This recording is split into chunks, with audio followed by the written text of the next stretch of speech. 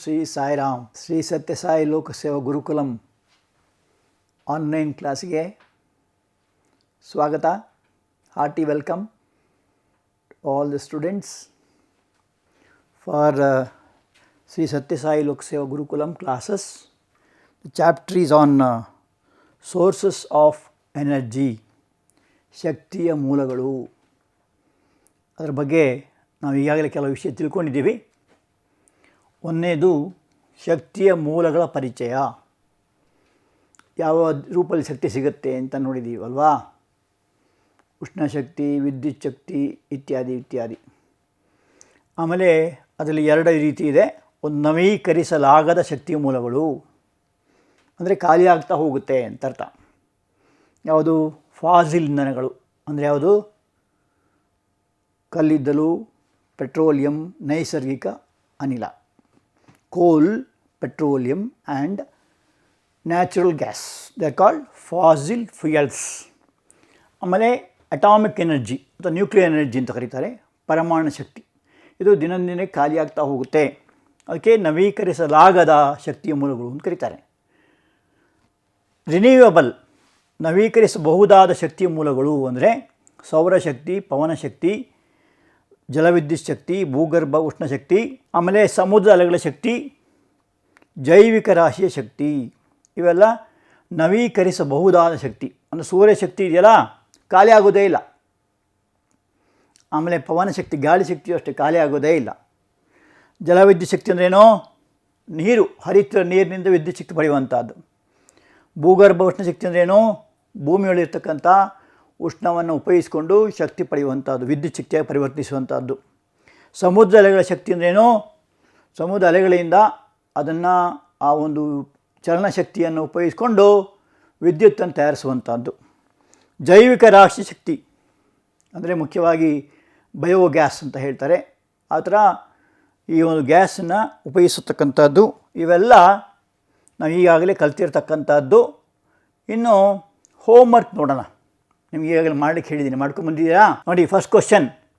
ಜೈವಿಕ ಇಂಧನವು ಉತ್ತಮ ಇಂಧನವಾದರೂ ಅದು ನಮ್ಮ ದೇಶದಲ್ಲಿ ಫಾಸಿಲ್ ಇಂಧನಗಳಿಗೆ ಪರ್ಯಾಯವಾಗಿ ಬಳಸಲಾಗುವುದಿಲ್ಲ ಏಕೆ ಅಂತ. ಫಾಸಿಲ್ ಅಂತ ಈಗ ತಾನೇ ಹೇಳಿದ್ದೀನಿ ನಿಮಗೆ. ಯಾವುದು? ಕಲ್ಲಿದ್ದಲು, ಪೆಟ್ರೋಲಿಯಂ ಮತ್ತು ನೈಸರ್ಗಿಕ ಅನಿಲ. ಅದರ ಬದಲಿಗೆ ಇದು ಉಪಯೋಗಿಸೋಕ್ಕಾಗಲ್ಲ ಯಾಕೆ ಅಂತ ಕೇಳ್ತಿದ್ದಾರೆ. ಅದಕ್ಕೇನು ಕಾರಣ? ಉತ್ತರ: ಜೈವಿಕ ಇಂಧನವು ಪೆಟ್ರೋಲ್ ಇಂಧನದಷ್ಟು ಶಕ್ತಿಯುತವಾಗಿಲ್ಲ. ಪೆಟ್ರೋಲ್ ಆದರೆ ಹೆಚ್ಚು ಶಕ್ತಿಯುತವಾಗಿದೆ. ಎಫಿಷಿಯನ್ಸಿ ಆಫ್ ಎನ್ ಇಂಜಿನ್ ಅಂತ ಕರೀತಾರೆ. ಆ ಎಫಿಷಿಯನ್ಸಿ ಆಫ್ ಇಂಜಿನ್ ಎಂಬುದು ಪೆಟ್ರೋಲಲ್ಲಿ ಜಾಸ್ತಿ ಇರುತ್ತೆ. ಎರಡನೇದು ಮಿಥೇನ್ ಅನಿಲ, ಜೈವಿಕ ಇಂಧನ ಉರಿಯುವಿಕೆಯಿಂದ. ಉದಾಹರಣೆಗೆ ಕಲ್ಲಿದ್ದಲಾಗಲಿ ಅಥವಾ ಪೆಟ್ರೋಲ್ ಆಗಲಿ ಉರಿಸಿದಾಗ, ಅಥವಾ ನ್ಯಾಚುರಲ್ ಗ್ಯಾಸ್, ಮುಖ್ಯವಾಗಿ ನ್ಯಾಚುರಲ್ ಗ್ಯಾಸ್, ನೈಸರ್ಗಿಕ ಅನಿಲ ಉರಿಸಿದಾಗ ಅಲ್ಲಿ ಏನಾಗುತ್ತೆ? ಕೆಲವು ಹಾನಿಕಾರಕವಾದ ಅನಿಲ ಬರ್ತವೆ. ಕಾರ್ಬನ್ ಡೈಆಕ್ಸೈಡ್, ಕಾರ್ಬನ್ ಮೊನಾಕ್ಸೈಡ್ ಮುಖ್ಯವಾಗಿ ಅದು ಹಾನಿಕಾರಕವಾಗಿರುತ್ತದೆ. ಹಾಗೆ ಮಿಥೇನ್ ಅನಿಲ ಕೂಡ ಸ್ವಲ್ಪ ಮಟ್ಟಿಗೆ ಹಾನಿಕಾರಕವಾಗಿರುತ್ತೆ. ಆದ್ದರಿಂದಾಗಿ ಅದನ್ನು ಹೆಚ್ಚು ಉಪಯೋಗಿಸೋಕ್ಕಾಗಲ್ಲ. ಮೂರನೇದಾಗಿ ಜೈವಿಕ ರಾಶಿಯನ್ನು ತಯಾರಿಸುವಂತಹ, ಅದನ್ನು ಇಥನಾಲ್ ಆಗಿ ಪರಿವರ್ತನೆ ಮಾಡುವಂತಹ ಕೆಲಸ ದುಬಾರಿಯಾಗಿದೆ. ನಿಮಗೆಲ್ಲ ಗೊತ್ತಿದೆ, ನಿಮ್ಮ ಊರಲ್ಲಿ ಕಬ್ಬಿನ ಗಾಣ ಇದೆಯಾ? ಕಬ್ಬಿನ ಏನು ಮಾಡ್ತಾರೆ? ರಸ ತೆಗಿತಾರೆ ಅಲ್ವಾ? ಕಬ್ಬಿನ ರಸ ಅಂದ ತಕ್ಷಣ ಬಾಯಲ್ಲಿ ನೀರು ಬರುತ್ತೆ. ಆ ಕಬ್ಬಿನ ರಸ ತೆಗೆದ್ಮೇಲೆ ಏನಾಗ್ತದೆ? ಅದರಲ್ಲಿ ಸಿಪ್ಪೆ ಬರುತ್ತೆ. ಅದನ್ನು ಕಬ್ಬಿನ ಸಿಪ್ಪೆ ಅಂತ ಕರೀತಾರಲ್ವಾ? ಅದಕ್ಕೆ ಇಂಗ್ಲೀಷಲ್ಲಿ ಬೆಗ್ಯಾಸೆ ಅಂತ ಕರೀತಾರೆ. ಆಮೇಲೆ ಆ ರಸ ಸಿಗುತ್ತೆ, ಶುಗರ್ ಕೇನ್ ಜ್ಯೂಸ್. ಆ ರಸದಿಂದ ಏನು ಮಾಡ್ತಾರೆ? ಬೆಲ್ಲ ಮಾಡಿಬಿಟ್ಟು ಬೆಲ್ಲದಿಂದ ಸಕ್ಕರೆ ಮಾಡ್ತಾರೆ. ಹೀಗೆ ಮಾಡುವಾಗ ವೇಸ್ಟ್ ಬರ್ತದೆ, ಅದಕ್ಕೆ ಮೊಲಾಸಸ್ ಅಂತ ಕರೀತಾರೆ, ಅಥವಾ ಕಾಕಂಬಿ ಅಂತಾರೆ. ಆ ಕಾಕಂಬಿಯಿಂದ ಆಲ್ಕೋಹಾಲ್ ಮಾಡ್ತಾರೆ, ಅಂದರೆ ಇಥೈಲ್ ಆಲ್ಕೋಹಾಲ್, ಅದೇ ಇಥನಾಲ್ ಅಂತ ಕರೀತಾರೆ. ಸೊ ಈ ಥರ ಮಾಡಬೇಕಾದ್ರೆ ಇದು ಜೈವಿಕ ರಾಶಿ ಅಂದರೆ ಯಾವುದು? ಕಬ್ಬನ್ನು ಹೇಳ್ತಾರೆ. ನಿಮಗೆ ತುಂಬ ಖರ್ಚಾಗುತ್ತೆ ಆ ಪ್ರೋಸೆಸ್. ಮಾಡಲಿಕ್ಕೇನೋ ಚೆನ್ನಾಗಿರುತ್ತೆ, ತುಂಬ ಪ್ರೋಸೆಸ್ ಕಷ್ಟ ಆಗುತ್ತೆ. ಮತ್ತು ಅಲ್ಲಿ ತುಂಬ ವಾಸನೆ ಬೇರೆ ಬರುತ್ತೆ. ನಿಮ್ಗೆ ಗೊತ್ತಿದೆ, ಶುಗರ್ ಫ್ಯಾಕ್ಟ್ರಿ ಸುತ್ತಮುತ್ತಲೆಲ್ಲ ತುಂಬ ವಾಸನೆ ಇರುತ್ತೆ ಅಲ್ವಾ? ಆಮೇಲೆ ಬ್ಲ್ಯಾಕ್ ವಾಟರ್ ಒಂದು ಹೋಗ್ತಾ ಇರುತ್ತೆ. ಅದೆಲ್ಲ ತೊಂದರೆಗಳಿದೆ. ಆದ್ದರಿಂದಾಗಿ ಉಪಯೋಗಿಸೋದಿಲ್ಲ ಅಂತ. ಎರಡನೇ ಕ್ವಶನ್ನು, ಸಮುದ್ರ ನೀರಿನಿಂದ ಯಾವ್ಯಾವ ವಿಧಾನಗಳಲ್ಲಿ ವಿದ್ಯುತ್ ಶಕ್ತಿ ಪಡೆಯುತ್ತದೆ ಅಂತ. ಒಂದು, ಸಮುದ್ರ ನೀರಿನಿಂದ ಅಲೆಗಳ ಶಕ್ತಿ ರೂಪದಲ್ಲಿ, ಅಲೆಗಳು ಜೋರಾಗಿ ಬರ್ತಿರ್ತದಲ್ವಾ, ಮುಖ್ಯವಾಗಿ ದಡಗಳಲ್ಲಿ ಏನಾಗ್ತದೆ, ಜಾಸ್ತಿ ಬರುತ್ತೆ ಅಲೆಗಳು. ನೋಡಿ ಸಮುದ್ರ ನೋಡಿದ್ದೀರಾ? ಸಮುದ್ರಕ್ಕೂ ಸಾಗರಕ್ಕೂ ಏನು ವ್ಯತ್ಯಾಸ? ಸಾಗರ ಅಂದರೆ ವಿಶಾಲವಾಗಿರೋದು, ಸಮುದ್ರ ಅಂದರೆ ಸ್ವಲ್ಪ ಲಿಮಿಟೆಡ್. ಹಿಂದೂ ಮಹಾಸಾಗರ, ಅಟ್ಲಾಂಟಿಕ್ ಸಾಗರ ಅಂತೀವಿ ಅಲ್ವಾ, ವಿಶಾಲವಾಗಿದೆ ಅಂತ ಅರ್ಥ. ಸಮುದ್ರ ಅಂದರೆ ಸ್ವಲ್ಪ ಲಿಮಿಟೆಡ್.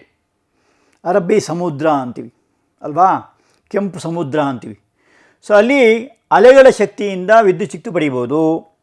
ಉಬ್ಬರ ಇಳಿತಗಳು, ಅದರಲ್ಲಿ ಏರಿಳಿತ ಉಂಟಾಗುತ್ತಲ್ಲ, ಅದನ್ನು ಕೂಡ ಶಕ್ತಿ ಪಡೀಬೋದು. ಮೂರನೇದಾಗಿ, ಸಮುದ್ರದ ಮಟ್ಟ ನೀರಿನ ಉಷ್ಣತೆ ವ್ಯತ್ಯಾಸ. ಅಂದರೆ ಮೇಲ್ಭಾಗದಲ್ಲಿ ಉಷ್ಣತೆ ಜಾಸ್ತಿ ಇರುತ್ತೆ. ಯಾಕೆ ಜಾಸ್ತಿ ಇರುತ್ತೆ? ಸೂರ್ಯನ ಬಿಸಿಲು ಬೀಳುತ್ತೆ ಡೈರೆಕ್ಟಾಗಿ ಅಲ್ವಾ, ಆಗ ತುಂಬ ಬಿಸಿಯಾಗುತ್ತೆ. ಒಳಗಡೆ ತಣ್ಣಗಿರುತ್ತೆ. ಅದಕ್ಕೆ ಈ ಸಮುದ್ರ ಒಳಗೆ ಮುಳುಗುವಂಥವ್ರು ಏನು ಮಾಡ್ತಾರೆ, ಸರಿಯಾಗಿ ಜಾಕೆಟಲ್ಲಿ ಹಾಕ್ಕೊಂಡು ಹೋಗ್ತಾರೆ. ಸಿ ಡೈವರ್ಸ್ ಅಂತ ಹೇಳ್ತಾರೆ. SEADIVERS, sea divers. ಸಮುದ್ರ ಒಳಗೆ ಮುಳುಗುವಂಥವ್ರು ಏನು ಮಾಡ್ತಾರೆ, ಸರಿಯಾದ ಜಾಕೆಟ್ ಹಾಕ್ಕೊಂಡು ಆಕ್ಸಿಜನ್ ಇಟ್ಕೊಂಡು ಒಳಗಡೆ ಹೋಗಬೇಕಾಗ್ತದೆ. ಮುಖ್ಯವಾಗಿ ಮುತ್ತು ರತ್ನ ತೆಗಿಬೇಕಾದ್ರೆ ತುಂಬ ಕಷ್ಟಪಡಬೇಕಾಗುತ್ತೆ. ಅಲ್ಲಿ ಉಷ್ಣತೆ ವ್ಯತ್ಯಾಸ ಇರುತ್ತೆ. ಆ ಉಷ್ಣತೆ ವ್ಯತ್ಯಾಸದಿಂದ ಕೂಡ ವಿದ್ಯುತ್ ಶಕ್ತಿಯನ್ನು ಪಡೆಯಬಹುದು ಅಂತ ಹೇಳ್ಬಿಟ್ಟು. ಸೊ ಇದು 3 ವಿಧಾನದಲ್ಲಿ ನಾವು ಸಮುದ್ರ ಶಕ್ತಿಯನ್ನು ಪಡೆಯಬಹುದು ಅಂತ. ಮೂರನೇದು, ಸಾಗರ ಉಷ್ಣ ಶಕ್ತಿ ಅಂದರೆ ಏನು, ಇದು ಯಾವ ದೇಶದಲ್ಲಿ ಹೆಚ್ಚಾಗಿ ಬಳಸಲಾಗುತ್ತದೆ ಅಂತ. ಸಾಗರ ಉಷ್ಣ ಶಕ್ತಿ ಅದನ್ನು ಇದು ನೋಡಿ OTEC ಅಂತಾರೆ, ಓಷನ್ ಥರ್ಮೋ ಎಮಿಷನ್ ಕಮಿಷನ್ ಅಂತ. ಸೊ ಥರ್ಮೋದಲ್ಲಿ ಉಷ್ಣತೆಯಲ್ಲಿ ವ್ಯತ್ಯಾಸ ಬರುವಂಥದ್ದು. ಎನರ್ಜಿ, ಶಕ್ತಿ ಅಂದರೆ ಎನರ್ಜಿ. ಸಿ ಅಂದರೆ ಟ್ರಾನ್ಸ್ಫರ್ ಆಗುವಂಥದ್ದು ಅಂತ ಹೇಳ್ಬಿಟ್ಟು. ಹೇಗಾಗುತ್ತೆ ಅಂತ ನಾನು ಆಗಲೇ ಹೇಳಿದಾಗೆ, ಮೇಲ್ಭಾಗದಲ್ಲಿ ಉಷ್ಣತೆ ಜಾಸ್ತಿ ಇರುತ್ತೆ, ಒಳಗಡೆ ಹೋಗ್ತಾ ಇದ್ದ ಹಾಗೆ ಉಷ್ಣತೆ ಕಡಿಮೆ ಆಗ್ತಾ ಹೋಗುತ್ತೆ, ನೀರು ತಣ್ಣಗಿರುತ್ತೆ. ಅದು ಡಿಫ್ರೆನ್ಸ್ ಬರುತ್ತೆ ಆ ಉಷ್ಣತೆಯಲ್ಲಿ. ಉದಾಹರಣೆಗೆ, ಮೇಲಿರ್ತಕ್ಕಂಥ ನೀರಿನಿಂದ ಅಮೋನಿಯಾವನ್ನು ದ್ರವವಾಗಿ ಪರಿವರ್ತಿಸ್ತಾರೆ. ಅಮೋನಿಯಾ ದ್ರವದಿಂದ ಟರ್ಬೈನ್ ತಿರುಗುವಾಗ ಮಾಡಿ ಅದರಿಂದ ವಿದ್ಯುತ್ ಶಕ್ತಿ ಪಡೀತಾರೆ. ಹಾಗೆ ಒಳಗಡೆ ಇರುವಂಥ ತಣ್ಣಗಿನ ಇದನ್ನು ತಗೊಂಡು ಅದನ್ನು ಬಿಸಿ ಮಾಡಿ ಅದರಿಂದ ಕೂಡ ವಿದ್ಯುತ್ ಶಕ್ತಿ ಪಡೀತಾರೆ. ಇದನ್ನೇನಂತಾರೆ, ಸಾಗರ ಉಷ್ಣ ಶಕ್ತಿ ವಿನಿಮಯ ಅಂತ ಕರೀತಾರೆ. ಸಾಗರಕ್ಕೆ ಏನಂತ ಇಂಗ್ಲೀಷಲ್ಲಿ ಓಷನ್ ಅಂತಾರೆ, ಉಷ್ಣಕ್ಕೆ ಏನಂತಾರೆ ಥರ್ಮಲ್ ಅಂತಾರೆ, ಶಕ್ತಿ ವಿನಿಮಯಕ್ಕೆ ಏನಂತಾರೆ ಎನರ್ಜಿ ಚೇಂಜಸ್. ಸೊ ಉಷ್ಣ ಶಕ್ತಿ ವಿನಿಮಯ ಆಗುತ್ತೆ, ಇದರಿಂದ ಕೂಡ ವಿದ್ಯುತ್ ಶಕ್ತಿ ಪಡೀತಾರೆ. ಆದರೆ ತುಂಬ ದುಬಾರಿ ಇದು, ಯಾಕೆಂದರೆ ಸಮುದ್ರಕ್ಕೆ ಹೋಗೋದೇ ಕಷ್ಟ, ಅಲೆಗಳನ್ನು ಹಿಡ್ಕೊಳ್ಳೋದೇ ಕಷ್ಟ. ಆದರೂ ಮಾಡ್ತಾಯಿದ್ದಾರೆ. ಮುಖ್ಯವಾಗಿ ಜಪಾನ್ನಲ್ಲಿ ಮತ್ತು ಹವಾಯಿ ದ್ವೀಪಗಳು ಅಂತಿದ್ದಾವೆ, ಅಲ್ಲಿ ಅದನ್ನು ಸಕ್ಸಸ್ಫುಲ್ಲಾಗಿ ಮಾಡ್ತಾ ಇದ್ದಾರೆ. ಇನ್ನು ಬೇರೆ ದೇಶಕ್ಕೆ ಕೂಡ ಅದು ನಿಧಾನವಾಗಿ ಬರುತ್ತೆ. ಇವತ್ತಿನ ವಿಷಯ ಏನಂತ, ಜಲಜನಕ ಮುಂದಿನ ಶಕ್ತಿಯ ಮೂಲ. ಸೊ ಇದೊಂದು ಕೊನೆಯ ವಿಷಯ. ಇದರಲ್ಲಿ ಶಕ್ತಿಯ ಮೂಲಗಳಲ್ಲಿ ಜಲಜನಕ ಎಂಬುವಂಥದ್ದು ಒಂದು ಮುಖ್ಯವಾದ ಧಾತು. ಜಲಜನಕ ಏನು ಸಿಂಬಲ್ಲು, ಅದನ್ನು ಎಚ್ ಅಂತ ಕರೀತಾರಲ್ವಾ. ಸಿಂಬಲ್ ಬಂದು ಎಚ್ಚು, ಅದರ ಸೂತ್ರ ಬಂದು ಏನಂತಾರೆ H2 ಅಂತ ಕರೀತಾರಲ್ವಾ. So H2 hydrogen gas.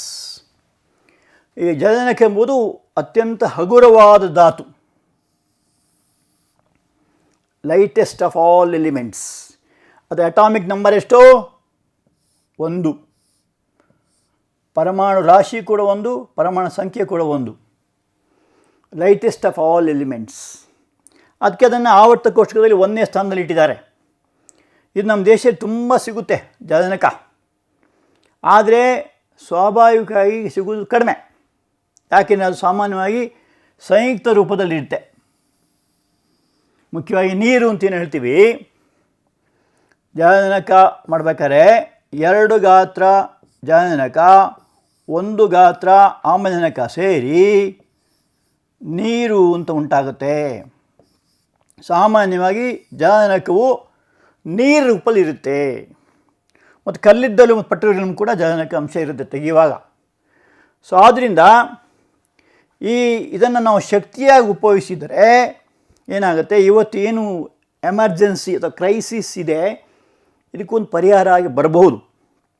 ಮುಖ್ಯವಾಗಿ ಇಲ್ಲಿ ಏನಂದರೆ ಹಸಿರು ಮನೆ ಪರಿಣಾಮ ಅಂತಾರೆ.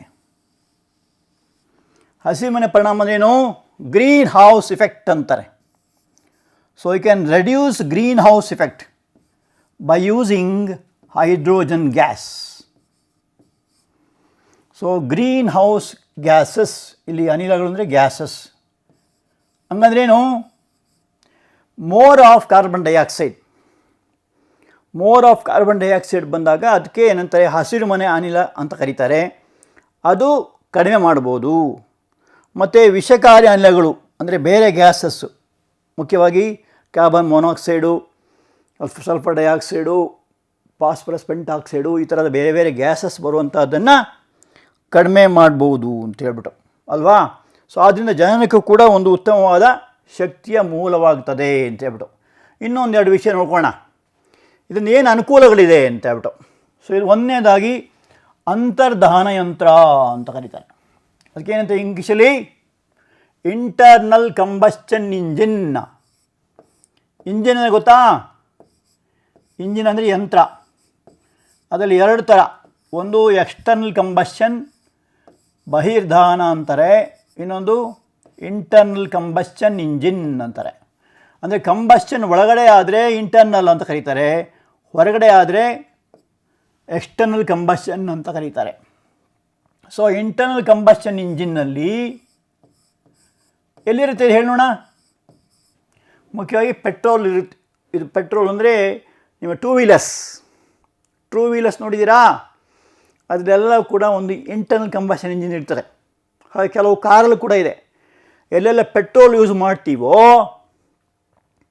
ಅಲ್ಲೆಲ್ಲ ಇಂಟರ್ನಲ್ ಕಂಬಸ್ಚನ್ ಇಂಜಿನ್ ಇರ್ತದೆ ಅಲ್ವಾ. ಸೊ ಅಲ್ಲಿ ಪೆಟ್ರೋಲ್ ಬದಲಿಗೆ ಏನು ಉಪಯೋಗಿಸ್ಬೋದು? ಹೈಡ್ರೋಜನ್ ಉಪಯೋಗಿಸ್ಬೋದು. ಅದು ಪ್ರಯೋಗ ಮಾಡಿ ನೋಡಿದ್ದಾರೆ. ಆದ್ದರಿಂದ ಏನಾಗ್ತದೆ? ವಾಹನದ ವೇಗ ಕೂಡ ಹೆಚ್ಚಾಗುತ್ತೆ ಅಂತ ಕಂಡುಹಿಡಿದ್ದಾರೆ.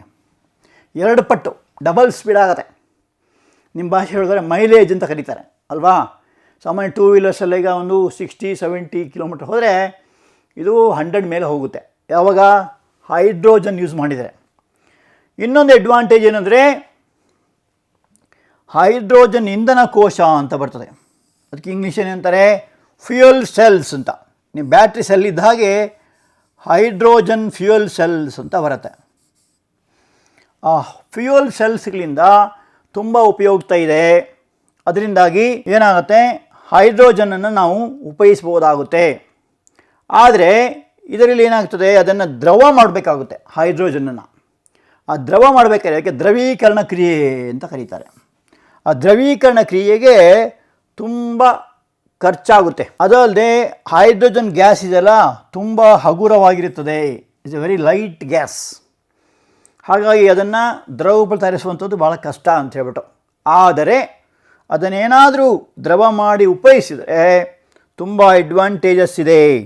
ಸೊ ಇದು ಕೆಲವು ಅಡ್ವಾಂಟೇಜಸ್, ಹೈಡ್ರೋಜನ್ ಗ್ಯಾಸ್ನಿಂದ ಆಗುವಂಥ ಅಡ್ವಾಂಟೇಜಸ್. ಇನ್ನೊಂದು ಶಕ್ತಿಯ ವರ್ಗಾವಣೆ ಅಂತ, ಟ್ರಾನ್ಸ್ಫಾರ್ಮೇಷನ್ ಆಫ್ ಎನರ್ಜಿ. ಬೆಳಗ್ಗಿಂದ ರಾತ್ರಿ ತನಕ ನಾವು ಎಷ್ಟೊಂದು ಕೆಲಸ ಮಾಡ್ತಿರ್ತೀವಲ್ಲ, will be doing lot of works from morning till evening, night, even night also. Breathing itself is ಒಂದು ಆ್ಯಕ್ಷನ್ ಅಲ್ವಾ. For all these energy is needed. Okay, so ಅಲ್ಲಿ energy can neither be created nor be destroyed, but it can be transformed from one form to another. This is called the law of conservation of energy. Very, very important. ಏನದು ಕನ್ನಡದಲ್ಲಿ ಅಂತಾರೆ? ಶಕ್ತಿಯನ್ನು ಸೃಷ್ಟಿಸಲು ಸಾಧ್ಯವಿಲ್ಲ, ನಾಶಪಡಿಸಲು ಸಾಧ್ಯವಿಲ್ಲ. ಆದರೆ ಶಕ್ತಿಯನ್ನು ಒಂದು ರೂಪದಿಂದ ಇನ್ನೊಂದು ರೂಪಕ್ಕೆ ಬದಲಾಯಿಸ್ಬೋದು. ಇದಕ್ಕೇನಂತಾರೆ? ಶಕ್ತಿ ನಿತ್ಯತೆಯ ನಿಯಮ. ಶಕ್ತಿ ನಿತ್ಯತೆಯ ನಿಯಮ, law of conservation of energy ಅಂತ ಕರೀತಾರೆ. ಸುಲಭ ಅಲ್ಲ? ನೆನ್ಪಿಟ್ಕೋಬೋದಲ್ಲ? ಶಕ್ತಿಯನ್ನು ಸೃಷ್ಟಿಸಲು ಸಾಧ್ಯವಿಲ್ಲ, 2 ವರ್ಡ್ ನೆನ್ಪಿಟ್ಕೊಳ್ಳಿ. ನಾಶಪಡಿಸಲು ಸಾಧ್ಯವಿಲ್ಲ. ಮತ್ತೇನು ಮಾಡ್ಬೋದು? ಒಂದು ರೂಪದಿಂದ ಇನ್ನೊಂದು ರೂಪಕ್ಕೆ ಬದಲಾಯಿಸ್ಬೋದು. ಇದಕ್ಕೇನಂತಾರೆ? ಕನ್ಸರ್ವೇಷನ್ ಆಫ್ ಎನರ್ಜಿ ಅಥವಾ ಶಕ್ತಿಯ ನಿತ್ಯತೆ ನಿಯಮ ಅಂತ ಕರೀತಾರೆ. ಇದನ್ನು ಒಂದೆರಡು ಉದಾಹರಣೆ ನೋಡೋಣ. ಇವಾಗ ಶಕ್ತಿಯನ್ನು ಯಾವ ರೀತಿ ವರ್ಗಾವಣೆ ಮಾಡ್ಬೋದು ಅಂತ ಒಂದೆರಡು ಉದಾಹರಣೆ ನೋಡೋಣ. ನೋಡಿ, ನಿಮಗೆ ಇದೊಂದು ಟೇಬಲ್ ಥರ ಹಾಕ್ಕೊಟ್ಟಿದ್ದೀವಿ, ನೀವು ಸುಲಭವಾಗಿ ನೆನಪಿಟ್ಕೊಳ್ಳಿಕ್ಕಾಗುತ್ತೆ. ಹೇಗೆ? ಉದಾಹರಣೆ, ನಾವು ಸೇವಿಸೋ ಆಹಾರ. ಈ ಬೆಳಗ್ಗೆಲ್ಲ ನಾಷ್ಟ ಮಾಡಿರ್ತೀರ. ಉತ್ತರ ಕರ್ನಾಟಕದಲ್ಲಿ ನಾಷ್ಟ ಅಂತ ಕರೀತಾರೆ. ಈ ಕಡೆ ಬೆಂಗಳೂರು ಕಡೆ ಎಲ್ಲ ಏನಂತಾರೆ, ಟಿಫನ್ ಅಂತ ಕರೀತಾರೆ. ಸೊ ಟಿಫನ್ ಏನಂದ್ರೆ ಅದು ಆಹಾರ. ಆಹಾರ ಅಂದರೆ ಹೇಗೆ? ಅದು ರಾಸಾಯನಿಕ ಶಕ್ತಿ. ಆಹಾರವನ್ನು ಆಮೇಲೆ ಹೊತ್ತಿಗೆ ಸೇರಿಕೊಳ್ತೀವಿ, ಆವಾಗ ಅದು ನಮಗೆ ಶಕ್ತಿಯಾಗಿ ಪರಿವರ್ತಿಸ್ತದೆ. ನೋಡಿ ಎಷ್ಟು ದೊಡ್ಡ ವಿಶೇಷ ಅಲ್ವಾ? ನಾವು ತಿಂದ ಆಹಾರ ಇದೆಯಲ್ಲ, ಫುಡ್ ಬಿಕಮ್ಸ್ ಬ್ಲಡ್. ಇದು one of the most important miracles. ಅದಕ್ಕೆ ನಾವು ದೇವರಿಗೆ ಥ್ಯಾಂಕ್ಸ್ ಕೊಡಬೇಕು. ಫುಡ್ ಬ್ಲಡ್ ಆಗುವಂಥದ್ದು ಒನ್ ಆಫ್ ದ ಮಿರಾಕಲ್ಸ್. ದೇವರ ಪ್ರಾರ್ಥನೆ ಯಾಕೆ ಮಾಡಬೇಕು? ನಾವು ಮನುಷ್ಯರಾಗಿ ಹುಟ್ಟಿದ್ದೇ ಒಂದು ದೊಡ್ಡ ಪುಣ್ಯ. ಈ ಒಂದು ದೇಹ ಇದೆಯಲ್ಲ, ತುಂಬ ಅದ್ಭುತವಾದ ಯಂತ್ರ. ಈ ಯಂತ್ರದೊಳಗೆ ಎಷ್ಟೊಂದು ಕೆಲಸ ನಡೀತಾ ಇರ್ತವೆ. ಒಂದು ಮುಖ್ಯವಾದ ಕೆಲಸ ಅಂದರೆ ಫುಡ್ ಬ್ಲಡ್ ಆಗೋದು. ಅದು ರಾಸಾಯನಿಕ ಕ್ರಿಯೆ. ಅದು ನಿಮ್ಮ ಬಯಾಲಜಿ ಮಾಸ್ಟರ್ ಎಲ್ಲ ಸಮೀಕರಣ ಎಲ್ಲ ಹೇಳ್ತಾರೆ. ಸೊ ಆ ರಾಸಾಯನಿಕ ಕೆಮಿಕಲ್ ರಿಯಾಕ್ಷನ್. ಹಾಗಾಗಿ ದಿನದ ಎಲ್ಲ ಕೆಲಸಗಳು, ಸ್ನಾನ ಮಾಡೋದು, ಒಂದು ಜಳಕ ಮಾಡೋದು, ಹಲ್ಲುಜ್ಜೋದು, ನಡೆಯೋದು, ಓಡೋದು, ಬರೆಯೋದು, ಓದೋದು, ಇವೆಲ್ಲ ನಮ್ಮ ಚಟುವಟಿಕೆಗಳು. ಅದಕ್ಕೆಲ್ಲದಕ್ಕೆ ಏನು ಬೇಕೋ? ಶಕ್ತಿ ಬೇಕು. ಫಾರ್ ಎಕ್ಸಾಂಪಲ್, ಆ ಶಕ್ತಿ ಏನಾಗುತ್ತೆ? ಅಲ್ಲಿ ರಾಸಾಯನಿಕ ಶಕ್ತಿ ಚಲನಶಕ್ತಿಯಾಗಿ ಪರಿವರ್ತನೆ ಆಗುತ್ತೆ. Chemical energy is converted into kinetic energy ಅಂತ ಹೇಳ್ಬಿಟ್ಟು. ಕೆಲವೊಮ್ಮೆ ಏನಾಗುತ್ತೆ, ಅದು ಥರ್ಮಲ್ ಎನರ್ಜಿ ಕೂಡ ಆಗುತ್ತೆ, ಶಾಖಶಕ್ತಿ ಕೂಡ ಆಗುತ್ತೆ ಅಂತ ಹೇಳ್ಬಿಟ್ಟು. ಉದಾಹರಣೆಗೆ ಫುಟ್ಬಾಲ್ ಆಡುವಾಗ ನೀವು ಎಷ್ಟು ಜನ ಫುಟ್ಬಾಲ್ ಬರುತ್ತೆ? ಅದಕ್ಕೆ ಫುಟ್ಬಾಲ್ ಕರೀತಾರೆ, ಹ್ಯಾಂಡ್ಬಾಲ್ ಕರಿಬೋದಲ್ಲ. ಹ್ಯಾಂಡ್ಬಾಲ್ನ ಕೈಯಲ್ಲಿ ಮಾಡೋದು ಅಲ್ವಾ? ಕೈಯಿಂದ ಆಟ ಆಡಿದ್ರೆ ಹ್ಯಾಂಡ್ಬಾಲ್, ಕಾಲು ಹೋದರೆ ಫುಟ್ಬಾಲ್. ಅಲ್ಲೊಂದು ಸಾಮಾನ್ಯವಾಗಿ ನಾವು ಉಪಯೋಗಿಸುವಂಥ ಪದ ಯಾವುದು? ಕಿಕ್ ಅಂತ. ಫೇಮಸ್ ಫುಟ್ಬಾಲ್ ಪ್ಲೇಯರ್ಸ್ ಹೆಸರು ಗೊತ್ತಾ? ಮೆಸ್ಸಿ ಅಂತ ಒಬ್ಬ ಇದ್ದ. ಮೆಸ್ಸಿ, ಮರಡೋನಾ ಅಲ್ವಾ, ಇಂಥವ್ರು ಫೇಮಸ್ಸು ಫುಟ್ಬಾಲ್. ರಾತ್ರಿ ಹಗಲು ನೋಡ್ತಾರೆ ಮ್ಯಾಚ್ಗಳನ್ನ. ಅಲ್ಲಿ ಏನಂದರೆ ಕಿಕ್ ಅಂತ ಕೊಡ್ತಾರೆ, ಬಾಲನ್ನು ಕಿಕ್ ಕೊಡ್ತಾರೆ.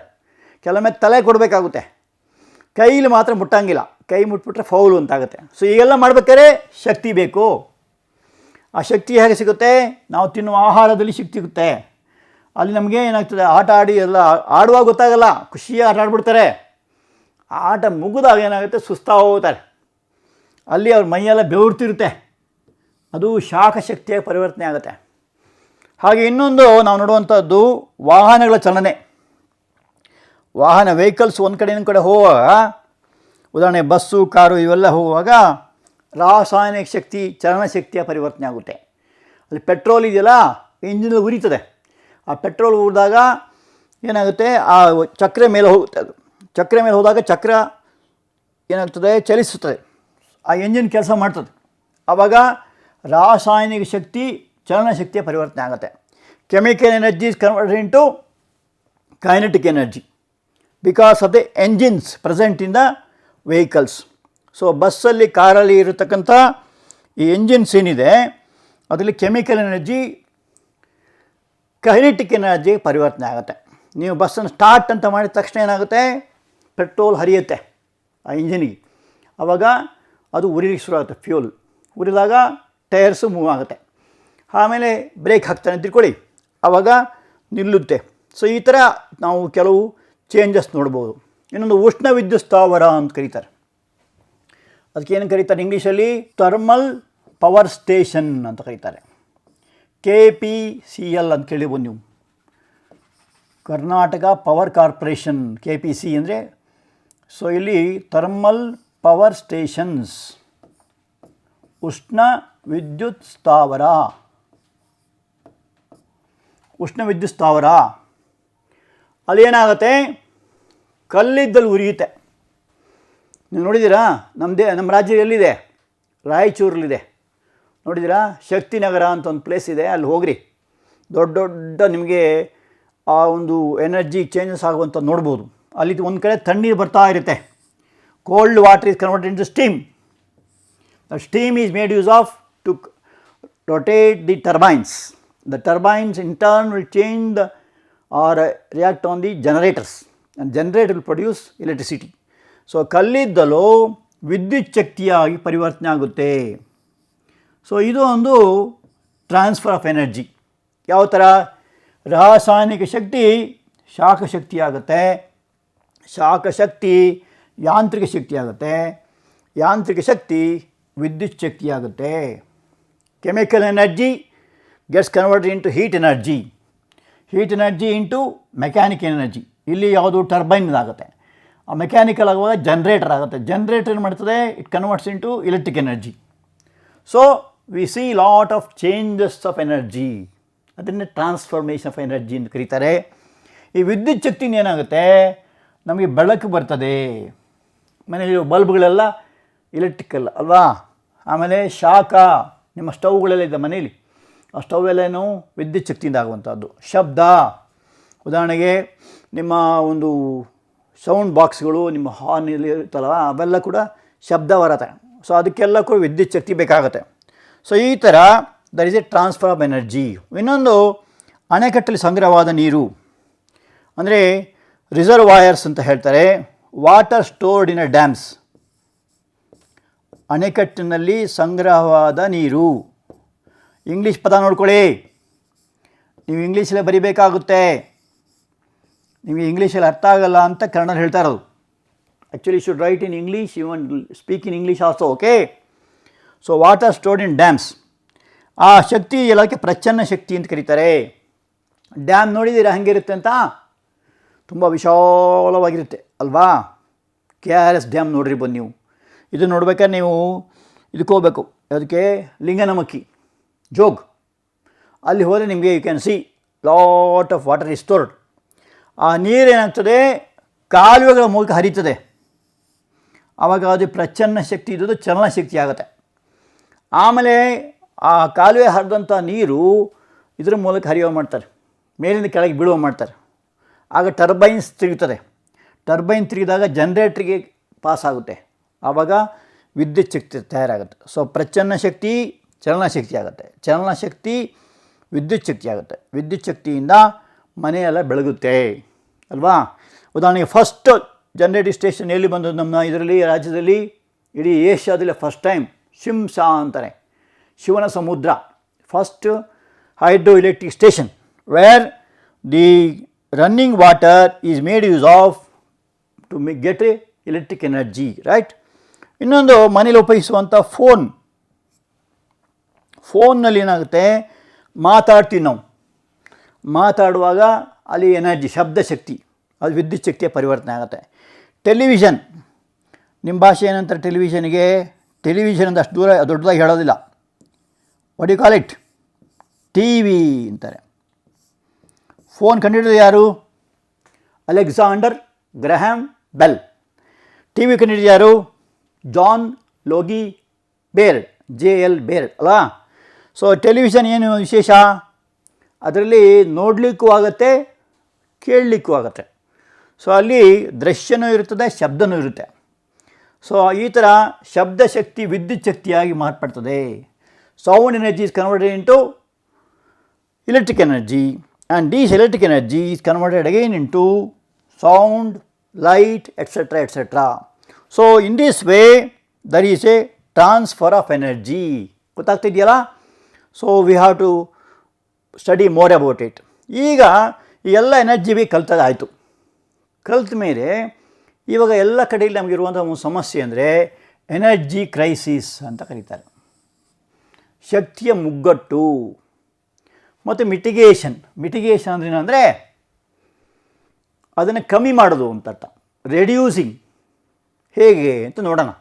ಏನು ಹಾಗಂದರೆ ಎನರ್ಜಿ ಕ್ರೈಸಿಸ್ ಅಂದರೆ ಜನಸಂಖ್ಯೆ ಏರ್ತಿರುವಂಥ ಭಾರತ ದೇಶದಲ್ಲಿ, ಭಾರತದಂತಹ ದೇಶಗಳು, ಭಾರತ ಒಂದೇ ಅಲ್ಲ, ಚೀನಾನೂ ಬರುತ್ತೆ ಕಾಂಪಿಟೇಷನಲ್ಲಿ, ಅವ್ರು ನಂಬರ್ 1 ನಾವು ನಂಬರ್ 2 ಇದ್ದೀವಿ. ಅಲ್ಲಿ ಶಕ್ತಿಯ ಪೂರೈಕೆ ಕಡಿಮೆ ಆಗುತ್ತೆ, ಬೇಡಿಕೆ ಜಾಸ್ತಿ ಆಗುತ್ತೆ. ಪೂರೈಕೆ ಕಡಿಮೆಯಾಗಿ ಬೇಡಿಕೆ ಜಾಸ್ತಿ ಆದ ಏನಾಗುತ್ತೆ, ಅಲ್ಲಿ ಮುಗ್ಗಟ್ಟು ಉಂಟಾಗುತ್ತೆ. ಉದಾಹರಣೆಗೆ ನಿಮ್ಮ ಅಪ್ಪ ಬರುವಾಗ ಮನೆಯಿಂದ ಅಲ್ಲಿ ಮಾರ್ಕೆಟಿಂದ ಬರುವಾಗ 2 ಚಕ್ಲಿ ತಂದಿಯ ಅಂದ್ಕೊಳ್ಳಿ, ನೀವು 4 ಜನ ಇದ್ದೀರಾ, 2 ಜನನ 4 ಜನ ಹಂಚಬೇಕು. ಆಗ ಜಗಳ ಮಾಡ್ತೀರಿ, ನಂಗೆ ಫುಲ್ ಬೇಕು, ನಂಗೆ ಅರ್ಧ ಬೇಕು, ಹಾಗೆ ಅಂತ. ಆಗೇನು ಮಾಡ್ತಾರೆ, ನಿಮ್ಮ ಅಪ್ಪ ಅಥವಾ ಅಮ್ಮ ಏನು ಮಾಡ್ತಾರೆ, ಬುದ್ಧಿವಂತಿಕೆಯಿಂದ ಕಟ್ ಮಾಡಿ ಅರ್ಧ ಕೊಡ್ತಾರೆ. ಅಲ್ಲಿ ಬೇಡಿಕೆ ಜಾಸ್ತಿ, ಪೂರೈಕೆ ಕಡಿಮೆ. 4 ಚಕ್ರ ತಂದುಬಿಟ್ರೆ ಎಲ್ಲ ಒಂದೊಂದು ಸಿಗ್ತಾಯಿತ್ತು. 8 ತಿಂದರೆ 2 ಸಿಗುತ್ತೆ, ಅಲ್ಲಿ ಪೂರೈಕೆ ಜಾಸ್ತಿ ಆಗಿ. ಇಲ್ಲಿ ಹಾಗಲ್ಲ, ಪೂರೈಕೆ ಕಡಿಮೆ ಆಗಬೇಕು, ಖರ್ಚು ಜಾಸ್ತಿ ಆಗುತ್ತೆ. ಆಗೋದಕ್ಕೆ ಏನಾಗ್ತದೆ, ಬಿಕ್ಕಟ್ಟು ಅಂತ ಕರೀತಾರೆ. ಇಂಗ್ಲೀಷಲ್ಲಿ ಕ್ರೈಸಿಸ್ ಅಂತಾರೆ. ಯಾವುದು ಬಿಕ್ಕಟ್ಟು? ಶಕ್ತಿಯ ಬಿಕ್ಕಟ್ಟು. ಯಾಕೆ ಆಗ್ತಾಯಿದೆ? ಒನ್ ಆಫ್ ದ ರೀಸನ್, ಜನಸಂಖ್ಯೆ ಏರ್ತಾ ಇದೆ.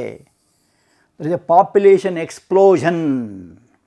Because of the population explosion, the supply of energy is not meeting with the production or the use of energy. So ಅದಕ್ಕೋಸ್ಕರ ಏನು ಮಾಡ್ಬೋದು, ನಾವೇನು ಮಾಡ್ಬೋದು ಆ್ಯಸ್ ಸ್ಟೂಡೆಂಟ್ಸ್ ಆರ್ ಟೀಚರ್ಸ್, ನಾವೇನು ಮಾಡ್ಬೋದು ಅಂತ ತಿಳ್ಕೊಳ್ಳೋ ಮೊದಲು ಎಲ್ಲೆಲ್ಲಿ ಆಗ್ತಾಯಿದೆ ನೋಡೋಣ ಸ್ವಲ್ಪ. ಫಸ್ಟು ಒಂದನೇದು, ನವೀಕರಿಸಲಾಗದ ಶಕ್ತಿಯ ಮೂಲಗಳಾದ ಕಲ್ಲಿದ್ದಲು, ಪೆಟ್ರೋಲಿಯಂ ಮತ್ತು ನೈಸರ್ಗಿಕ ತೈಲಗಳಿಗೆ ಅತಿಯಾದ ಬೇಡಿಕೆ. ತೈಲ ಅತಿಯಾದ ಬೇಡಿಕೆ ನೋಡಿ, ನೀವು ಯಾವ ಊರಿಗೆ ಹೋಗಿ ಅಲ್ಲೆಲ್ಲ ವೆಹಿಕಲ್ಸ್ ಇದ್ದೇ ಇರುತ್ತೆ. ಆ ವೆಹಿಕಲ್ಸ್ಗೆ ಏನು ಬೇಕೋ, ಪೆಟ್ರೋಲಿಯಂ ಬೇಕೇ ಬೇಕು. ಅದು ವಿದ್ಯುತ್ ಶಕ್ತಿ ಮಾಡಬೇಕಾದ್ರೆ ಹೆಚ್ಚಿನ ಪ್ರಮಾಣದಲ್ಲಿ ಕಲ್ಲಿದ್ದಲು ಬೇಕೇ ಬೇಕು, ಕೋಲ್ ಅಲ್ವಾ. ಇದೇ ಥರ ನಾವು ಖರ್ಚು ಮಾಡ್ತಾ ಬಂದರೆ ಇನ್ನೊಂದು 200 ವರ್ಷದಲ್ಲಿ ಕಲ್ಲಿದ್ದಲು ಫುಲ್ ಸ್ಟಾಪ್ ಆಗುತ್ತೆ, ಜಗತ್ತಲ್ಲಿ ಸಿಗೋದೇ ಇಲ್ಲ. ಪೆಟ್ರೋಲಿಯಮ್ಮು ಇದೇ ಥರ ಖರ್ಚು ಮಾಡ್ತಾಯಿದ್ರೆ ಇನ್ನೊಂದು 30 ವರ್ಷದಲ್ಲಿ ಪೆಟ್ರೋಲಿಯಂ ಕ್ಲೋಸು. ಅಂದರೆ ಪೆಟ್ರೋಲು ಇಲ್ಲ, ಡೀಸೆಲು ಇಲ್ಲ, ಆಮೇಲೆ ನಿಮ್ಮ LPG ಇಲ್ಲ, ಎಲ್ಲ ನಿಂತೋಗುತ್ತೆ. ಸ್ವಲ್ಪ ಸೀರಿಯಸ್ ಯೋಚನೆ ಮಾಡಿ, ಅದಕ್ಕೇನು ಮಾಡಬೇಕು ಅಂತ ನೀವೇ ಯೋಚನೆ ಮಾಡಬೇಕು. ಆಮೇಲೆ ನೈಸರ್ಗಿಕ ತೈಲ, ಅದನ್ನು ಕೂಡ ಈಗ ನಾವು ಎಷ್ಟೋ ಕಡೆಯಲ್ಲಿ ಉಪಯೋಗಿಸ್ತೀವಿ, ಮುಖ್ಯ ಫ್ಯಾಕ್ಟ್ರಿಲೆಲ್ಲ ಉಪಯೋಗಿಸ್ತೀವಿ. ಸೊ ನೈಸರ್ಗಿಕ ತೈಲ ಕೂಡ ತುಂಬ ಸಪ್ಲೈ ಕಡಿಮೆ ಇದೆ, ಬೇಡಿಕೆ ಜಾಸ್ತಿ ಇದೆ. ಸೊ ಅದರಿಂದ ಅದೊಂದು ಕಾರಣ. ಎರಡನೇದಾಗಿ, ಶಕ್ತಿಯ ಬೇಡಿಕೆ ಮತ್ತು ಪೂರೈಕೆ ನಡುವಿನ ಅಂತರ ಹೆಚ್ಚಾಗ್ತಾ ಹೋಗಿದೆ. ಒಂದು ಕಾರಣ ಜನಸಂಖ್ಯಾ ಸ್ಫೋಟ. ಸೊ ಸಪ್ಲೈ ಕಡಿಮೆ ಆಗುತ್ತೆ, ಖರ್ಚಾಗೋದು ಜಾಸ್ತಿ ಆಗುತ್ತೆ. ಸೊ ಅಂತರ ಹೆಚ್ಚಾಗುತ್ತೆ. ಅವಾಗೇನಾಗುತ್ತದೆ, ಕ್ರೈಸಿಸ್, ಶಾರ್ಟೇಜ್ ಆಗುತ್ತೆ ಅಲ್ವಾ.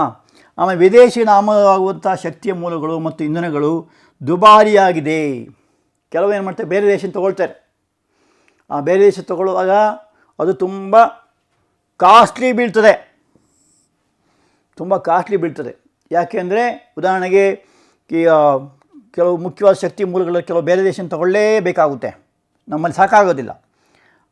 ಪೆಟ್ರೋಲ್ ಫಾರ್ ಎಕ್ಸಾಂಪಲ್, ಆ ಪೆಟ್ರೋಲಿಯಂ ಏನಿದೆ, ನಾವು ಮುಖ್ಯವಾಗಿ ಅರೇಬಿಯಾ ಅಂತ ತೊಗೊಳ್ತೀವಿ, ಸೌದಿ ಅರೇಬಿಯಾ, ಕುವೈಟು ಅಲ್ವಾ, ಬ್ಯಾರಿನ್ನು, ದುಬೈ ಇಂಥ ಕಡೆ ತೊಗೋತೀವಿ. ಅದು ತುಂಬ ಕಾಸ್ಟ್ಲಿ ಬೀಳ್ತದೆ. ಹಾಗೆ ಯುರೇನಿಯಂ ಬೇಕಾಗುತ್ತೆ, ಅದನ್ನು ಕೂಡ ಬೇರೆ ದೇಶ ತೊಗೊಳ್ತೀವಿ. ಅದು ತೊಗೊಳ್ಳುವಾಗ ತುಂಬ ಕಾಸ್ಟ್ಲಿ ಬೀಳ್ತದೆ ಅಂತ ಹೇಳ್ಬಿಟ್ಟು. ಸೊ ಕಾಸ್ಟ್ಲಿ ಎಂಬುದು ಒಂದು ಕಾರಣ. ಎರಡನೇದು ಜನಸಂಖ್ಯಾ ಸ್ಫೋಟ. ಆಮೇಲೆ ಇನ್ನೊಂದು, ಸೌರಶಕ್ತಿಯ, ಪವನಶಕ್ತಿಯ, ಜೈವಿಕ ಶಕ್ತಿ ಅಂತ ನವೀಕರಿಸಬಹುದಾದ ಶಕ್ತಿಯ ಮೂಲಗಳ ಸದ್ಬಳಕೆ ಮಾಡದಿರುವುದು. ಇನ್ನು ಸರಿಯಾಗಿ ಉಪಯೋಗಿಸೋಕ್ಕಾಗ್ತಿಲ್ಲ. ಪವನಶಕ್ತಿ ಅಂದರೆ ಗಾಳಿ ಯಂತ್ರಗಳು ಅಂತಾರೆ. ಎಲ್ಲಿ ಗಾಳಿ ಜಾಸ್ತಿ ಇರುತ್ತೆ ಅಲ್ಲಿ ಮಾತ್ರ ಉಪಯೋಗಿಸ್ಬೋದು, ಎಲ್ಲ ಕೂಡ ಉಪಯೋಗಿಸೋಕ್ಕಾಗಲ್ಲ. ಸೌರಶಕ್ತಿಯನ್ನು ಬೇಸಿಗೆಗಾಲ ಚೆನ್ನಾಗಿ ಉಪಯೋಗಿಸ್ಬೋದು, ಸೂರ್ಯ ಬೆಳಕು ಚೆನ್ನಾಗಿದ್ದಾಗ. ಸೂರ್ಯ ಬೆಳಕು ಇಲ್ಲದೆ ಆದರೆ ಏನಾಗ್ತದೆ, ಅದರ ಉಪಯೋಗ ಕೂಡ ಕಡಿಮೆ ಆಗುತ್ತೆ. ಜೈವಿಕ ಶಕ್ತಿ ಕೂಡ ಅಷ್ಟೇ. ಅಂದರೆ ಈ ಸಾವಯವ ಪದಾರ್ಥಗಳು ಅವೆಲ್ಲ ಲಿಮಿಟೆಡ್, ಸಾಕಾಗಲ್ಲ. ಆದ್ದರಿಂದ ಅದನ್ನು ಸದ್ಬಳಕೆ ಮಾಡ್ತಿಲ್ಲ, ಸರಿಯಾಗಿ ಉಪಯೋಗಿಸ್ತಾ ಇಲ್ಲ. So solar energy, wind energy and biomass, these type of renewable energy sources is not being properly used. That is another reason for energy crisis. And also one more thing is, ನಮಗೀಗ ಸಿಗುತ್ತಿರುವ ಶಕ್ತಿಯ ಮೂಲಗಳ ಅತಿಯಾದ ಮತ್ತು ವ್ಯರ್ಥವಾದ ಬಳಕೆ. So unnecessary use and wasteful uses. So ಅದನ್ನು ಇರೋದರಿಂದ ನಮಗೆ ಇವತ್ತು ಎನರ್ಜಿ ಕ್ರೈಸಿಸ್ ಆಗಿದೆ. ಅದೇನು ಪರಿಹಾರ? ಶಕ್ತಿಯ ಬಿಕ್ಕಟ್ಟಿಗೆ ಪರಿಹಾರ ಅಥವಾ ಮಿಟಿಗೇಟಿಂಗ್ ಅಂದರೆ ಅರ್ಥ ಏನಂದರೆ ಕಡಿಮೆ ಮಾಡೋದು ಅಂತ ಅರ್ಥ. ರೆಡ್ಯೂಸಿಂಗ್, ಹೌ ಟು ರೆಡ್ಯೂಸ್ ಅಂತ. How to reduce the energy crisis, ಏನು ಮಾಡ್ಬೋದು ಅಂತ ಹೇಳ್ಬಿಟ್ಟು. ಇದಕ್ಕೆ first of all central government ಮತ್ತು ಸ್ಟೇಟ್ ಗೌರ್ಮೆಂಟ್ಗಳು ಪ್ರಜೆಗಳೊಂದಿಗೆ, ಅಂದರೆ ಸಬ್ಜೆಕ್ಟ್ಸ್ ನಾವು ನೀವೆಲ್ಲ ಪ್ರಜೆಗಳೊಟ್ಟೆಲ್ಲ ಸೇರಿಕೊಂಡು ಕೆಲವು ನಿರ್ಧಾರ ತಗೋಬೇಕು. ಆಗಿಂದಾಗ ಜನಗಳಿಗೆ ಮನದಟ್ಟು ಮಾಡ್ತಾ ಇರಬೇಕು. ಏನಂತ ಮನದಟ್ಟು ಮಾಡಬೇಕು? ನಮ್ಮಲ್ಲಿ ಶಕ್ತಿಯನ್ನು ಕಡಿಮೆ ಉಪಯೋಗಿಸ್ಕೊಳ್ಳಿ, ಅನವಶ್ಯಕ ವೇಸ್ಟ್ ಮಾಡಬೇಡಿ. ಮಾತಾಡೋದು ಕೂಡ ಒಂದು ಶಕ್ತಿನೇ. ಜಾಸ್ತಿ ಮಾತಾಡಬಾರ್ದು. Talk less and less, work more and more ಅಲ್ವಾ? ಸೊ ವರ್ಕ್ ಜಾಸ್ತಿ ಮಾಡಬೇಕು, ಮಾತು ಕಮ್ಮಿ ಮಾಡಬೇಕು. ಸೊ ಇದಕ್ಕೆ ಗೌರ್ಮೆಂಟ್ ಕೂಡ ಅದಕ್ಕೆ ಸಾಕಷ್ಟು ಅದಕ್ಕೆ ಪ್ರಚಾರ ಕೊಡಬೇಕಲ್ವಾ. ಒಂದನೇದಾಗಿ ಪರಮಾಣು ಶಕ್ತಿಯಿಂದ ವಿದ್ಯುತ್ ಶಕ್ತಿ ತಯಾರಿಸೋದನ್ನು ಹೆಚ್ಚು ಮಾಡಬೇಕು. Nuclear energy, there should be more use of nuclear energy into electric energy ಅಲ್ವಾ. ಅದಕ್ಕೇನಂತಾರೆ, ಆ ಒಂದು ಡಿವೈಸ್ ಏನು ಕರೀತಾರೆ? ನ್ಯೂಕ್ಲಿಯರ್ ಪವರ್ ಪ್ಲ್ಯಾಂಟ್ ಅಂತ ಕರೀತಾರೆ. ನ್ಯೂಕ್ಲಿಯರ್ ಪವರ್ ಪ್ಲ್ಯಾಂಟ್, ಪರಮಾಣು ಶಕ್ತಿ ಉತ್ಪಾದನಾ ಕೇಂದ್ರ ಎಲ್ಲಿದೆ? ನಮ್ಮ ದೇಶದಲ್ಲಿ ಮುಖ್ಯವಾಗಿ ತಾರಾಪುರ್ಲಿದೆ. ಆಮೇಲೆ ಫಸ್ಟ್ ಒನ್ ಬಂದು ಟ್ರಾಂಬೇಲಿದೆ, ಕಲ್ಪಕಮ್ಮಲ್ಲಿದೆ ಅಲ್ವಾ. ಅದೆಲ್ಲ ಅವತ್ತು ಹೇಳಿದ್ದೀವಿ. ಸೊ ಇದರಲ್ಲಿ ವಿದ್ಯುತ್ ಶಕ್ತಿ ತಯಾರಿಸ್ಬೋದು. So nuclear energy is converted into electric energy. That should be increased, ಹೆಚ್ಚು ಮಾಡಬೇಕಾಗತ್ತೆ. ಯಾಕೆಂದರೆ ಅದು ಹೆಚ್ಚು ವಿದ್ಯುತ್ ಶಕ್ತಿನ ಕೊಡುತ್ತೆ. ಎರಡನೇದಾಗಿ ನವೀಕರಿಸಬಹುದಾದ ಸೌರಶಕ್ತಿ ಅಂದರೆ ಸೋಲಾರ್ ಎನರ್ಜಿ, ಪವನ ಶಕ್ತಿ ಅಂದರೆ wind energy, tyre energy, geothermal energy, ಇವುಗಳನ್ನು ಹೆಚ್ಚಾಗಿ ಬಳಸಬೇಕು ಅಂತ. So you have to increase use of renewable sources of energy like solar energy. ಸೂರ್ಯನಿಂದ ಬೇಕಾದಷ್ಟು ಶಕ್ತಿ ಬರುತ್ತೆ, ಸಾಕಷ್ಟು ಶಕ್ತಿ ಬರುತ್ತೆ, ಖಾಲಿ ಆಗೋದೇ ಇಲ್ಲ. ಎಷ್ಟು ಸೂರ್ಯನ ವರ್ಷ ಎಷ್ಟು? ಈಗ ಸುಮಾರು 5,000 ಮಿಲಿಯನ್ ವರ್ಷ ಸೂರ್ಯನ ಆಯಸ್ಸು. ಈಗ 5,000 ಮಿಲಿಯನ್ ವರ್ಷದಿಂದ ಅದು ಬರ್ತಾನೇ ಇದೆ. ಆಮೇಲೆ ನಿಮ್ಗೆ ಗೊತ್ತಾ ಸೂರ್ಯನ ಶಕ್ತಿಯ ಮೂಲ ಯಾವುದು ಗೊತ್ತಾ? ಅಲ್ಲಿ ಮುಖ್ಯವಾಗಿ ಸೂರ್ಯನಲ್ಲಿ ಹೈಡ್ರೋಜನ್ ಗ್ಯಾಸ್ ಇದೆಯಲ್ಲ, ಹೀಲಿಯಮ್ ಆಗಿ ಪರಿವರ್ತನೆ ಆಗುತ್ತೆ. ಅದಕ್ಕೆ ನ್ಯೂಕ್ಲಿಯರ್ ಥರ್ಮಲ್ ರಿಯಾಕ್ಷನ್ ಅಂತ ಕರೀತಾರೆ, ಫ್ಯೂಷನ್ ರಿಯಾಕ್ಷನ್ ಅಂತ ಕರೀತಾರೆ. ಆ ಫ್ಯೂಷನ್ ಆಗುತ್ತೆ. ಸೊ ಸೌರಶಕ್ತಿ, ಪವನ ಶಕ್ತಿ ಏನು ಕರೀತಾರೆ? ವಿಂಡ್ ಎನರ್ಜಿ ಅಂತಾರೆ. So wind energy, solar energy, ಆಮೇಲೆ ಸಮುದ್ರದ ಶಕ್ತಿ ocean energy, ocean waves energy, ಭೂಗರ್ಭಕ್ಕೆ ಏನಂತಾರೆ? ಇದನ್ನು ಆಗಾಗ ಹೇಳ್ತಾ ಇರಬೇಕು. ಓಷನ್ನಿಂದ ಬರುವಂಥ ವೇವ್ ಎನರ್ಜಿ ಅಂತ ಕರೀತಾರೆ. ಇನ್ನೊಂದು ಭೂಗರ್ಭ ಶಕ್ತಿ. ಭೂಗರ್ಭ ಶಕ್ತಿಗೆ ಏನಂತಾರೆ? ಜಿಯೋಥರ್ಮಲ್ ಎನರ್ಜಿ ಅಂತಾರೆ. ಸೊ ಈ ಎಲ್ಲ ಶಕ್ತಿಗಳನ್ನು ಹೆಚ್ಚು ಮಾಡಬೇಕು. ನಿಮ್ಗೆ ಕಳೆದ ಕ್ಲಾಸ್ ಹೇಳಿದೆ, ಭೂಮಿ ಒಳಗಡೆ ಎಷ್ಟೊಂದು ಶಕ್ತಿ ಇದೆ ಅಲ್ವಾ? 6,000ಕ್ಕಿಂತ ಹೆಚ್ಚು ಉಷ್ಣತೆ ಇದೆ. ಅಷ್ಟು ಉಷ್ಣತೆಯನ್ನು ಉಪಯೋಗಿಸ್ಕೊಂಡ್ರೆ ನಮಗೆ ಬೇಕಾದಷ್ಟು ಶಕ್ತಿ ಉಪಯೋಗಿಸ್ಕೋಬೋದು. ಆಗ ನಿಮಗೆ ಎನರ್ಜಿ ಕ್ರೈಸಿಸ್ ಕಡಿಮೆ ಆಗುತ್ತೆ. ಸೊ ಈ ಥರ ಆ ಎನರ್ಜಿ ಕ್ರೈಸಿಸನ್ನು ಕಮ್ಮಿ ಮಾಡ್ಬೋದು. ಇನ್ನೊಂದು ಸಕ್ಕರೆ ಮತ್ತು ಸಸ್ಯಜನ್ಯ ಎಣ್ಣೆಗಳಿಂದ ಇಥೆನಾಲ್ ಅಂತ ಹೇಳಿದೆ, ಈಗ ತಾನು ಹೇಳಿದಲ್ಲ, ಇಥೈಲ್ ಆಲ್ಕೋಹಾಲ್. ಅದರ ಫಾರ್ಮುಲಾ ಬಂದು C2H5OH, ಇಥೈಲ್ ಆಲ್ಕೋಹಾಲ್ ಅಂತ ಕರೀತಾರೆ. ಮತ್ತು ಜೈವಿಕ ಇಂಧನ ಅದನ್ನು ಹೆಚ್ಚು ಮಾಡಬೇಕು ಅಂತ ಹೇಳ್ಬಿಟ್ಟು. ಇಥೆನಾಲ್ ಅಂದರೆ ಸಕ್ಕರೆ ಅಂದರೆ ಯಾವುದು? ಸೂತ್ರ ಏನು? C12H22O11 ಸಕ್ಕರೆ. ಅದನ್ನು ಮೊದಲು ಗ್ಲೂಕೋಸ್ ಆ್ಯಂಡ್ ಫ್ರಕ್ಟೋಸ್ ಮಾಡ್ತಾರೆ. ಆಮೇಲೆ ವಿಭಜನೆ ಮಾಡಿದಾಗ ಕೊನೆಯಲ್ಲಿ ಅದು ಇಥೈಲ್ ಆಲ್ಕೋಹಾಲ್ ಆಗುತ್ತೆ. ಅದಕ್ಕೆ ಇಥೆನಾಲ್ ಅಂತ ಕರೀತಾರೆ. ಮತ್ತು ಜೈವಿಕ ಇಂಧನ ಅಂದರೆ ನಿಮ್ಮ ಗೋಬರ್ ಗ್ಯಾಸ್ ಅಂತಲೇ ಹೇಳ್ತಾರೆ. ಆ ಥರದ್ದೆಲ್ಲ ಹೆಚ್ಚು ಮಾಡಬೇಕು ಅಂತ ಹೇಳ್ಬಿಟ್ಟು. ಇದರಿಂದ ಕೂಡ ನಾವು ಎನರ್ಜಿ ಕ್ರೈಸಿಸನ್ನು ಕಮ್ಮಿ ಮಾಡ್ಬೋದು. ಆಮೇಲೆ ನಿತ್ಯ ಜೀವನದಲ್ಲಿ ಶಕ್ತಿಯ ಉಳಿತಾಯದ ಕುರಿತು ಚಿಂತನೆ ನಡೆಸಬೇಕು. ಹಾಗೆ ನಾವು ಏನು ಮಾಡಬೇಕು ಅಂತ ಒಂದು ಹೇಳಿದಾಗೆ, ಮನೆಯಲ್ಲಿ ಎಲೆಕ್ಟ್ರಿಸಿಟಿಯ ಉಪಯೋಗ ಕಡಿಮೆ ಮಾಡಬೇಕು. ಎಲ್ಲಿ ಬೇಕು ಅಲ್ಲಿ ಮಾತ್ರ ಲೈಟ್ ಹಾಕ್ಕೊಬೇಕು, ಎಷ್ಟು ಬೇಕೋ ಅಷ್ಟೇ ಹಾಕ್ಕೊಬೇಕು. ಕೆಲವರು ಏನು ಮಾಡ್ತಾರೆ, ಈ ಮನೆಯೆಲ್ಲ ಲೈಟ್ ಹಾಕಿರ್ತಾರೆ. ಸಂಜೆ 6 ಗಂಟೆ ಶುರುವಾದರೆ 10 ಗಂಟೆ ತನಕ ಎಲ್ಲ ಲೈಟು ಉರಿತಾ ಇರ್ತದೆ. ಆ ಟಿ ವಿ ಒಂದು ಕೂಕ್ಕೊಳ್ತಾನೆ ಇರುತ್ತೆ, ನೋಡೋದು ಯಾರೂ ಇಲ್ಲ. ಆ ಟಿ ವಿ ಯೂಸ್ ಕಮ್ಮಿ ಮಾಡಬೇಕು. ಆಮೇಲೆ ಫ್ಯಾನು, ಅಲ್ಲಿ ಯಾರೂ ಕೂತಿರೋದಿಲ್ಲ, ಆ ಫ್ಯಾನ್ ತಿರುಗುತ್ತಾನೇ ಇರುತ್ತೆ, ಅದು ಕಮ್ಮಿ ಮಾಡ್ಬೋದು. ನೀರು ಟ್ಯಾಪ್ ಆನ್ ಮಾಡಿದರೆ ಒಂದು ಹಲ್ಲುಜ್ಜಲಿಕ್ಕೆ ಸುಮಾರು ಒಂದು ಬಕೆಟ್ ನೀರು ವೇಸ್ಟ್ ಆಗುತ್ತೆ. ಒಂದು ಮಗ್ ನೀರು ಬೇಕಾದರೆ ಒಂದು ಬಕೆಟ್ ವೇಸ್ಟ್ ಆಗುತ್ತೆ, ಅದನ್ನು ಕಮ್ಮಿ ಮಾಡ್ಬೋದು ಅಲ್ವಾ. ಈ ಥರ ಮಾತಾಡೋದು ಕೂಡ ಒಂದು ಶಕ್ತಿನೇ, ಅದನ್ನು ಅನಾವಶ್ಯಕ ಹಾಳು ಮಾಡಬಾರ್ದು.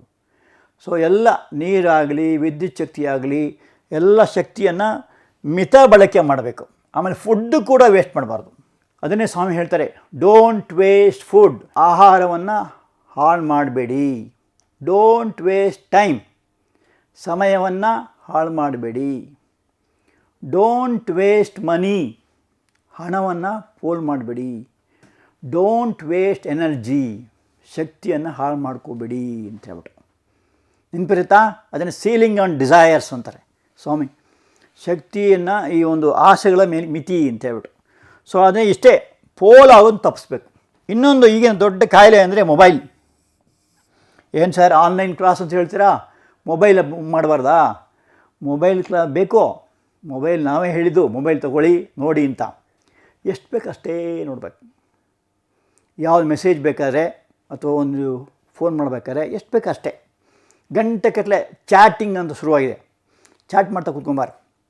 ಆಮೇಲೆ ವ್ಯಾಟ್ಸಪ್ ಅಂತ ಬರುತ್ತೆ, ಇನ್ನು ಫೇಸ್ಬುಕ್ ಅಂತಿದೆ, ಇನ್ನೇನೋ ಇದೆ, ಇನ್ಸ್ಟಾಗ್ರಾಮ್ ಅಂತೆ, ಅದು ಇದು ಬೇಕಾದಷ್ಟಿದ್ದಾವೆ. ನಿಮಗೆ ಇನ್ನೂ ಚೆನ್ನಾಗಿ ಗೊತ್ತಿದೆ ನಮಗಿಂತ. ಆದರೆ ಅವೆಲ್ಲವೂ ಕೂಡ ಮಿನಿಮಮ್ ಯೂಸ್ ಮಾಡಬೇಕು. ಅದಕ್ಕೆ ನೋಡಿ ದೇವರು ಈ ಕಣ್ಣಿಗೆ ಒಂದು ರೆಪ್ಪೆ ಕೊಟ್ಟಿದ್ದಾನೆ, ಮುಚ್ಚು ಅಂತ. ಚೆನ್ನಾಗಿದ್ದರೆ ಮುಚ್ಕೋ, ನೋಡಬೇಡ, ಕೆಟ್ಟದ್ದು ನೋಡಬೇಡ. See what is good, see no evil ಅಂತ ಅಲ್ವಾ. ಇನ್ನು ಬಾಯಿಗೆ ಒಂದು ಮುಚ್ಚಳ ಕೊಟ್ಟಿದ್ದಾನೆ ಅಲ್ವಾ, talk no evil, talk what is good ಅಂತ. ಏನು ಬೇಕಾದ ಮಾತ್ರ ತಿನ್ನಬೇಕು, ಶುದ್ಧವಾದ ಆಹಾರ ತಿನ್ನಬೇಕು, ಸಿಕ್ಕಿದ್ದು ತೊಗೊಂಡು ತಿನ್ನೋದಲ್ಲ ಅಲ್ವಾ.